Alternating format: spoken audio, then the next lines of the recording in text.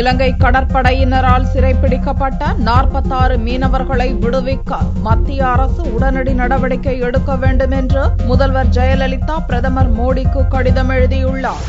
ராமேஸ்வரம் மண்டபம் பகுதியைச் சேர்ந்த மீனவர்கள் புதன்கிழமையன்று ஆயிரக்கணக்கான படகுகளில் மீன்பிடிக்க கடலுக்குள் சென்றனர். தனுஷ்கோடி தலைமன்னார் இடையே மீனவர்கள் மீன்பிடித்துக் கொண்டிருந்த போது அங்கு வந்த இலங்கை கடற்படையினர் மீனவர்களை சுற்றி வளைத்தனர். பின்னர் எல்லை தாண்டி மீன்பிடிப்பதாக கூறி 13 மீனவர்களையும் அவர்களது படகுகளையும் பறிமுதல் செய்து தலைமன்னார் கடற்படை முகாமுக்கு அழைத்துச் சென்றனர். இச்சம்பவம் குறித்து தகவல் அறிந்த மற்ற மீனவர்கள் அவசரமாக கரை திரும்பினர். அவர்களை தடுத்து நிறுத்திய இலங்கை கடற்படை துப்பாக்கிச் சூடு நடத்தி மீனவர்கள் வைத்திருந்த மீன்களை பறித்தனர். மேலும் அந்தோணி, நெப்போலியன், ஆறுமுகம் உட்பட 11 மீனவர்களையும் கைது செய்தனர். இந்நிலையில் இலங்கை கடற்படையினரின் தாக்குதலில் உயிர் தப்பிய மீனவர்கள் பலர் பெரும் அச்சத்துடன் கரை திரும்பினர்.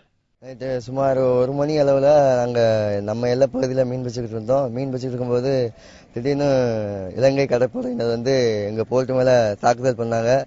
தாக்குதல் பண்ண கொஞ்சம் கூட யோசிக்கவே இல்லை. ஸ்லோ பண்ணி என்ன எதுவும் கூட ஸ்லோ பண்ண கூட சொல்லலை, எதுவுமே பண்ணல. வந்ததுமே துப்பாக்கி சூடு நடத்திச்சாப்புல. துப்பாக்கி சூடு நடத்தினதுல ஆட்கள்லாம் பதறி எங்க வெளியிலே வர முடியல. வீலை சவுட்டி யாருமே வெளியே வர முடியல. உள்ளக்க நாங்கள் உயிருக்கு பயந்து உள்ளக்கே படுத்து கிடந்து வெளியே வர முடியாத கண்டிஷன்ல இருந்தோம்.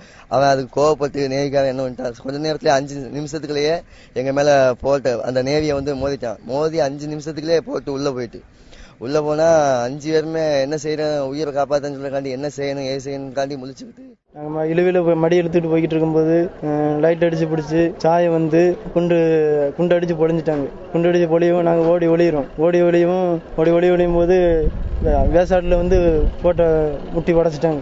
உடைச்சி ஒரு 10 நிமிஷத்துல போட்டு தாந்துட்டு அப்படியே அவங்க ஓடிட்டாங்க.